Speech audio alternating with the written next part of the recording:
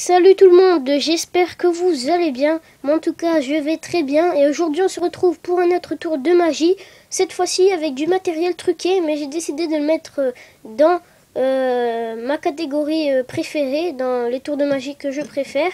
Parce que tout simplement il est plutôt impressionnant. Donc ce que vous allez faire, c'est que j'ai deux verres, comme ça, comme ceci. Puis je décide de mettre, hop, comme ça, vous montrer. Hop, normalement il vous faut du matériel comme un truqué, mais vous pouvez le faire dans un verre en plastique ou deux verres identiques en plastique. Faites comme ça, hop, ça sort bien.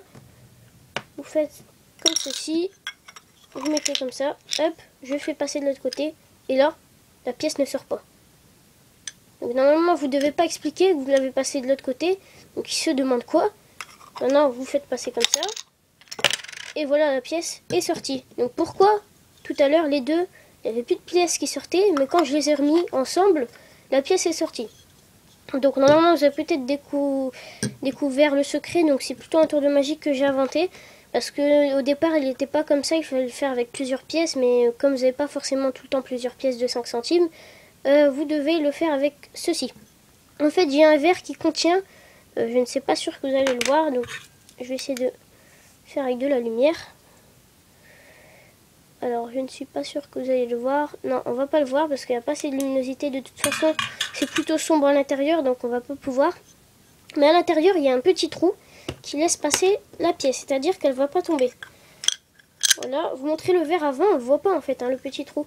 Vous penchez pas complètement, sinon la pièce tombe. Mais comme il y a un petit, comment dire, comment on va dire ça, un petit creux dans le verre, et ben la pièce reste bloquée quand on la met comme ça de travers. Donc vous basculez plutôt celui-ci, puis vous montrez qu'il n'y a rien du tout. Par contre quand vous mettez comme ça, vous mettez comme ça, comme ceci. Hop, on ne sait pas la pièce où est partie. Et voilà, la pièce est revenue. Donc en gros au départ je l'ai mis dans le verre non trafiqué, donc il tombe. Je l'ai mis dans le verre non trafiqué, donc je fais ça, je montre que ça tombe et tout. Puis je mets comme ça, je fais ça, je secoue. J'essaye de faire passer la pièce de ce côté-ci. Parce que c'est un verre truqué, donc je vais essayer de le faire passer plutôt de ce côté-là. Pour qu'on puisse faire le tour de magie. Donc, excusez-moi, j'ai perdu le creux. Voilà, donc attendez. Voilà, il est dans le creux. Puis là, vous voyez, il n'y a aucune pièce qui sort.